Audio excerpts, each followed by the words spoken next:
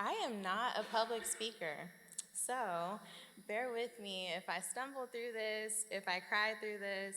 Um, yeah, I want to open up with a verse and then I will kind of introduce my story.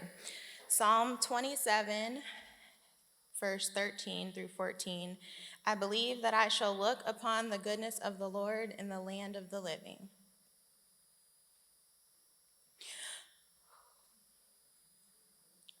Wait for the Lord. Be strong and let your heart take courage. Wait for the Lord. My name is Kayla, and I am 27 years old. I have been married for almost 5 years this year to a wonderful man who is very supportive, and we have 4 children, one of whom is here today. Um, when I was trying to figure out what to speak about today, I was praying and I just wasn't getting anything back. I'm like, God, I don't know what to say. I have a lot to say, but I have no words. I feel like I've said all that I could say, all that I know to say, and I don't really feel like anyone wants to hear from me. Um, Honestly, 2 days ago, I was sitting on my couch watching my daughter run around, and I really just felt that I was supposed to talk about God's faithfulness in the lowest valleys. I feel like we hear about that a lot, but I know for me personally, I I didn't really I had no experience with a valley. My faith, I really leaned on my parents for that. Both my parents were pastors, and so church was just our thing. Ministry was, my parents' thing, and we just followed suit in that. Um, but really, I remember my mom saying when I was a kid that one day you'll grow enough and your faith will be your own. You'll stand on your own 2 feet. You won't be relying on your parents um, your parents' faith as much. And I remember thinking, well, okay, I guess if, I couldn't picture ever really detaching from all that I had known, the way that my parents had raised us. I have 3 siblings, by the way, sorry. Um, yeah, so my thought process was, well, I guess I could talk about the first 4 years of my marriage. And I got married in 2018, and before my first wedding anniversary, I became pregnant. Motherhood was always like the ultimate goal for me. I never had these amazing aspirations to be anything other than a wife and a mother, and that to me was enough. I had dreams of being a boy mom. I don't know, it was just a thing. I always wanted an older brother. I had younger brothers. I wanted to have that experience for whatever reason.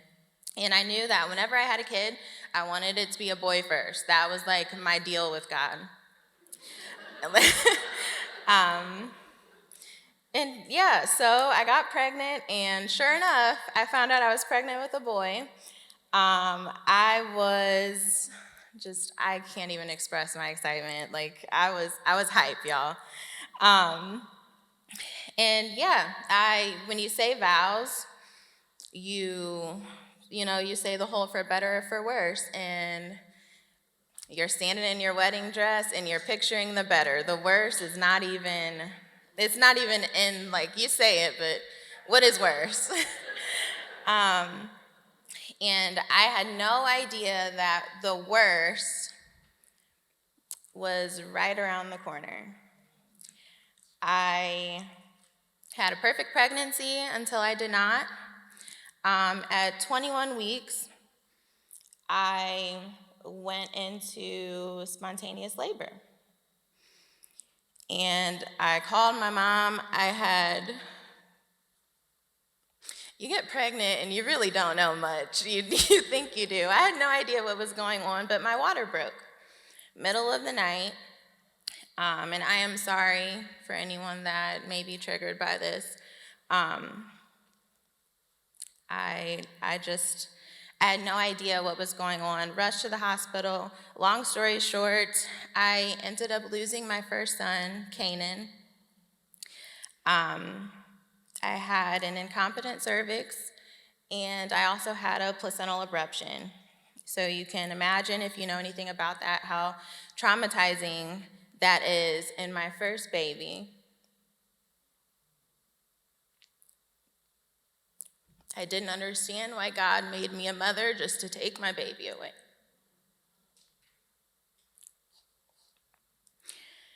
But I didn't lose faith.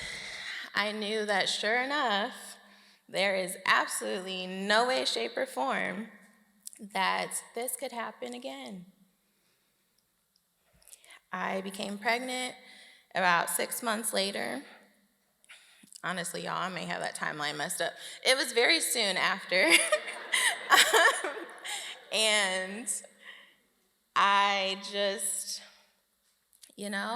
I found out I was pregnant with another boy, and I'm like, God, this is the promise. This is it right here. You told me.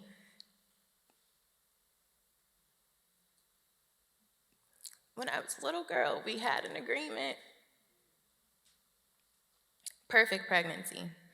Again, the doctor is telling me you are the perfect bill of health. We can find nothing wrong. Outside of maybe a faulty cervix, but that can be fixed. And I went on to lose that baby. At 25 weeks pregnant, I went in for a routine checkup and found out that my second son, Kingston, had passed away sometime within the past 24 hours. And I come to find out that while I was perfectly healthy, the placenta was filled with blood clots, the umbilical cord was filled with blood clots, and the doctor had no idea how this happened. And again, he's telling me, you are perfectly healthy. You can try again. There's no way. I don't often see this happen again. Now the definition of insanity is doing the same thing over and over again and expecting different results. Well, I get pregnant again. A few months later, and I go on to have a miscarriage. And I grieved, not knowing. To know me, hair is like my thing. For my kids, I wanted curly hair. My husband is white, for those, there's no picture up here. So the hair, I just imagine wild, curly hair, just all over the place. And I grieved not knowing what my children's hair was gonna look like, their eyes. My dad has green eyes. I'm like, surely one of my kids is gonna have green eyes, like all of it. And it's like, I had so many prayers about my children and dreams about my children, and it's like with each pregnancy, God would answer like a portion of the prayer. And I didn't see my first son's hair, but my second son came out covered in hair and dark curly hair. I'm like, God, you answered this. Why? Like, why did you take him? Why did you show me this? Just to almost like dangle it in front of my face. So I thought, God doesn't work like that. I went on to miscarry, and I will never forget my doctor, who also happened to be the same doctor that my mother had when she was pregnant with my siblings. In 30 plus years of practicing, I've only ever had one other woman who's ever had back-to-back losses where there's no medical explanation. There's nothing I can do to help you keep these babies. Your body's perfect. You're not sick. I don't know why this is happening, but try again. Because there's no way that you cannot go on to have a healthy, living baby. After my third miscarriage, just to give a glimpse into my mental health, I Y'all, I had nothing. Nothing. I like to think that I'm a very happy, like smiley person. Rage was like my default. I wanted nothing. I couldn't stand people with kids. I couldn't stand to be around them, but I love babies. I love kids. It's just my heart. And I was so broken by that. I was so broken that God would give me these experiences. I could feel my kids moving inside of me, and instead of bringing them home, I leave the hospital empty-handed and have to have a funeral and bury them. And I had so many questions of why. I would always hear, especially from my mother, God is faithful. You can't, I don't know why this is happening, but he's faithful. And I wanted nothing to do with God at this point. I felt like he had stopped listening. And what's the point? Like, I've grown up in church. My dad, I don't know if there's many of you that know him, but God's word, the moment this man opens his mouth, that's what you're getting. And I hated it. I dreaded going over to their house. I'm like, I know what I'm gonna get, and I was not receptive, but the seeds were being sown. I couldn't walk away from my parents when they're talking to me. I couldn't just ignore them. I just had to stand there and listen. And for me, I could feel my heart just harden each time. I stopped going to church. Music, I love music. Stopped listening to music. My mind I remember telling my mom, I can feel like I'm wrestling for my mind. I'm wrestling myself. Like I can see myself, and I'm fighting against what I know and what I feel, and none of it makes sense. But God is faithful. I'm at the most confused in my life, the most broken in my life, but somehow God kept showing up. He kept just giving me little taps. I would get a random text message from someone that was thinking about me. I would get a random phone call. Someone would send me just an emoji. I'm having horrible, horrible anxiety attacks, and I would get just a simple heart. And it's like that, okay, God, you can hear me. You hear something. You may not be answering the way that I feel like you should be answering me, but I know you're listening, so why did I have to go through all of this? And then to chance it and go through it again and again and again. I had reached the point in my journey, and I kind of rushed through it, y'all. This is a long 4 years worth of just me and God. I felt like I was in a boxing ring, and somehow I put on these boxing gloves and thought that I could stand toe-to-toe with the maker of heaven and earth. I don't know what got into me, but at the end of this fight, God is faithful, and I'm standing here. Anyways, let me back up. I had reached the point in my marriage where Sarah made sense, where, you know what, God, you promised me nations, and I have nothing to show for it. So let me just go ahead and give my husband to this other woman so maybe she can bear children for him. Now that is not the step that I took, but my thoughts were, y'all listen, I'm not that. But my thoughts were, you know what, God, at the time, I'm 25, 26, we're young, and my body sucks.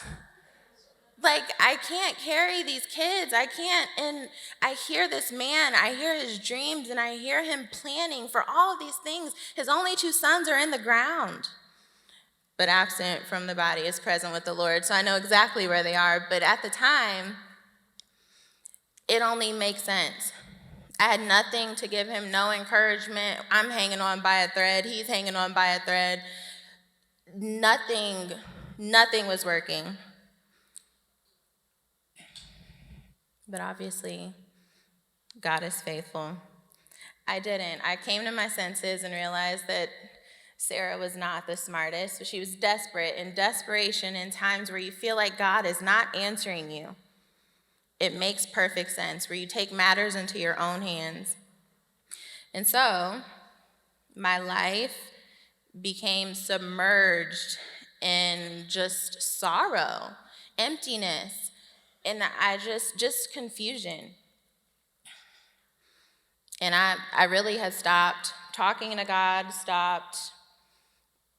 I wanted nothing. I don't even, if there's a word that's more empty than nothing, that's what I'm looking for.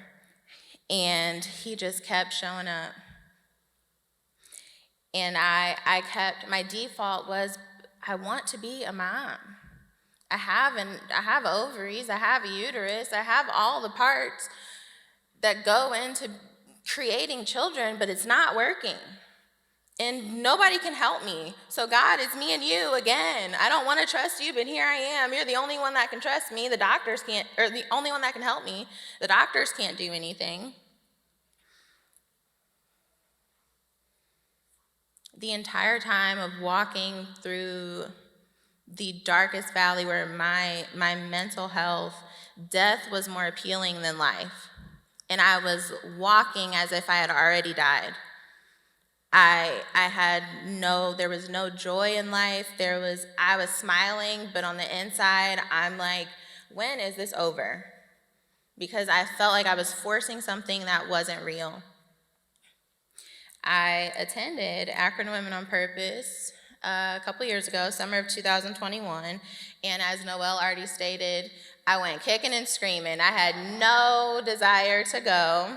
My mother was a speaker, so I was obligated to come and support her. And I made it known that that was the only reason. I was physically nauseous at the idea of having to sit for hours and listen to people sing and worship this God that isn't listening. Well, he picks and chooses who he listens to. Darkness had just crept in and taken a hold of me, and I was not fighting it. And I hated it because I wanted to fight, but I had nothing in me. But there I was sitting at this conference. From the time Noelle opened up her mouth to the time the last speaker spoke, tears just fell. I was so broken, but I'm listening to story after story of the way that God is pursuing these different women and the way that God is showing up for them. And I'm like, God, why don't you show up for me like that? I'm listening to this, but okay, you're like throwing it in my face. Cool. They got redemption for just all of the sorrow and the grief that they went through, but what about me? I remember The Blessing being one of the songs being sung, and 1,000 generations in your family and your children and their children and their children. And I'm like, God, I have no children to carry on generations. Why do I have to listen to this song? Just all of it. I was so angry. And the very next day, I found out I was pregnant, unplanned. I was so thankful that I attended Akron Women on Purpose after that.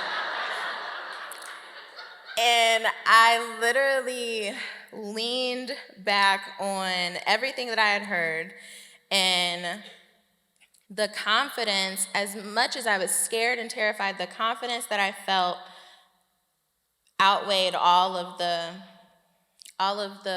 doubting, I just knew, God, this is it. There's no way.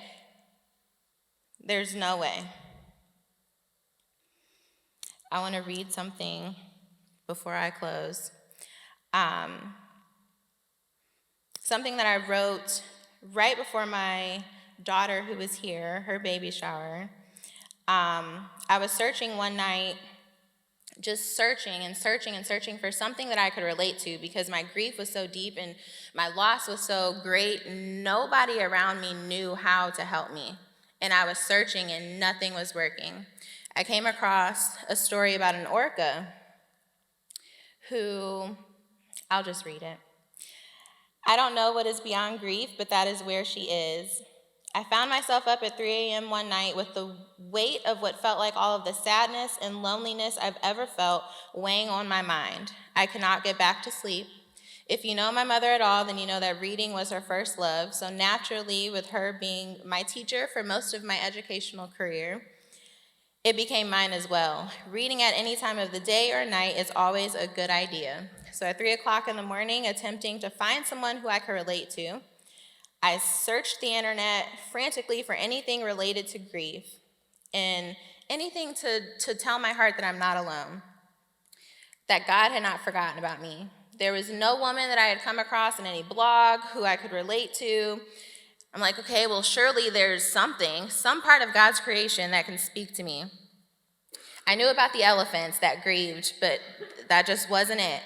There was a single article that I came across that simply said, an orca carries body of baby for 17 days for over 1,000 miles. I clicked it immediately because now I want to know everything that I can about this story. Talekwa was her name, and she gave birth to a baby who was stillborn. Her love for her baby ran so deep that even in her child's death, she carried that baby for 17 days on her back, for over 1,000 miles across the ocean. Her mind focused on only one thing, her baby. They mentioned how if the baby fell off of her back at any point, no matter how deep she had to dive, she was bringing her baby back to the surface, trading her life for her child. This is what my heart needed, a mother's grief so deep that she would dive to the bottom of the sea, even if it meant she could hold her baby for 1 second. And I won't read the whole thing, but I went on to have a healthy baby girl, and God is faithful. To sum up really quick, I'm looking at the time, God kept my mind, you guys. If you take nothing else from just anything that I said, is that God is faithful in the lowest valleys. When you can't see on the other side, you have no idea what he's doing, why he's doing it, why he's silent. He promised to never abandon us, and he cares even when he doesn't show up for us in the ways that we want him to. You can trade your sorrows. Let your heart take courage that though the valley is dark, you will see the goodness of God as you live and breathe. Thank you.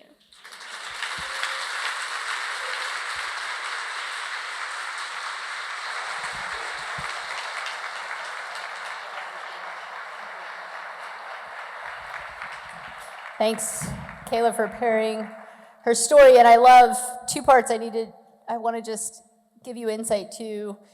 It was days after Selena spoke when she just gave me hey, she said one line. Selena said, my daughter came, she didn't want to, she cried through the whole thing. And there was something in my heart in that moment that said she should be a speaker. I'd never met Kayla, I didn't know anything about her. And we're 2 years later, and Selena came up to me right before we started, and she held my hand, and she says, this is God's faithfulness. 2 years ago, we were grieving. 2 years ago, when Kayla was still angry at God, God knew that she would share, that there would be a redemption story. And we are so thankful for God's faithfulness. And let me be really clear, not all stories end happily ever after, and we know that, right? Her little daughter doesn't take away the grief of the loss of her other children. And so there's always joy and sorrow, and God's faithfulness doesn't always mean happily ever after. And so I just want to remind us as we engage all of that, God is so good. He is for us and for his glory, and I know that 1,000%. That's why I'm standing here. And sometimes we live in a sinful, broken world, and it's hard, and both of those can coexist. And I'm so thankful that Kayla was willing to share that she was mad and sad and angry, and that it wasn't just the happily ever after, but there is a process, and we are so thankful that God meets us in the process.